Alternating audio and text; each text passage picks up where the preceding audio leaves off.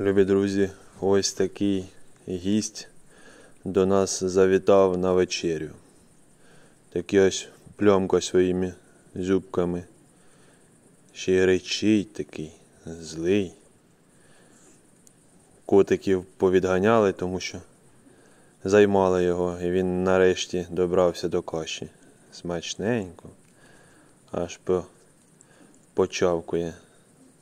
Маленький їжачок, такий не старий, до нас ще більший приходить, а це такий дітки маленькі ще. Приходить вечорами годуватися, сідає з нами за стіл і їсть. Дуже смачно. На нього дивишся, аж слюнки течуть.